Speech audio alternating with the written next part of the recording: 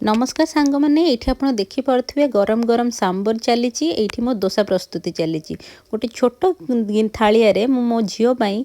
छोट दोसाटे बनईदेली ताकू दे सारे आमर ये बहुत सारा दोसा रेडी हो जाए आम समस्ते खाइबू बोली। देखु ये जो दोसा हूँ से जो दोसा जो बिरी चाउल को मो नुआ वर्ष बतुरे थी आज जाकि तार पाली पड़ी बनवाई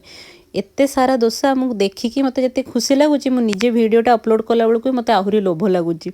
आप जानते जी चकुली पिठार कणा अधिक थाए से भल फर्मेंट होता है भर चकुली पिठाटे बनी थाए से ये आप देखिपे दोसा के क्रिस्पी देखा जाऊँगी आ गोटे सादा दोसाटे भी आणिक देखुची देखो केते सारा ये चकुली पिठार सब बिंध हो जाए कणा अच्छी ए या आम खाई सारिक आज लगी पड़ू आम घर कम मैंने आपको कही मोर वाशिंग मेसीन बिपिंग हो बहुत साउंड करुच्ची तेणु आज वाशिंग मेसीन सफारे लगी पड़ू से लगू लगू आमर दीपर हो गला दीपर आ घरे न बसिकी आम भाविलु चलतु टिके बुलवाक जावा ताकि टिके माइंड फ्रेश हम बाहर को जाइकी टिके गछ फूल पत्र देखिलु ए सब आर्टिफिशियल सब आहरी बेडसीट डुभे कवर ए सब जिनस देखिलु किछि जिनस किणिलु किछि जिनस बस देखिकी आसिलु।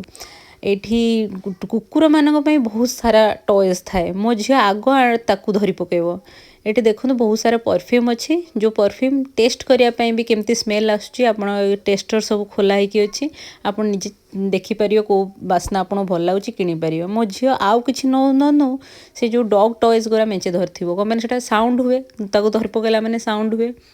ये बहुत सारा सिलाई सामग्री अच्छी जोटा कि 120 टका 130 टका 99 टका ये रेट तार माने 99 पेनी 120 1.25 पेनी ये सब होती अच्छी या सब देख सारापर घर को फेरलु घरे आ विशेष किसी करूँ कौन आप जानते छोट छुआ घर सकाଳେ आम जदि भल खाई देचु राति आम जेन तेन प्रकार चलदेव बोली चेष्टा करूँ आ विशेष किसी करी भात करी एठी काकुड़ी लंका आचार आमर आलू बड़ी तरकारी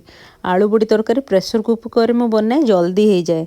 आउ मो झील को तो खाली बड़ी बहुत पसंद से बड़ी चूरा अपेक्षा आमर आलू बड़ी तरकारी ना खाली बड़ी भजा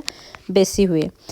सिलाई जिनस जो आपन को देखली आज वीडियो रे आपण मैंने कहे आपन को एमती सिलाई जिनस देखले भारी लोभ लगे कि कौन सूता मेचे किणीदेवी लेस मेचे किणीदेवी कौन मैंने मुझे सिलाई करे घरे बसिकी टिके बोर हेबार भी बंची जाए आ भल भी लगे।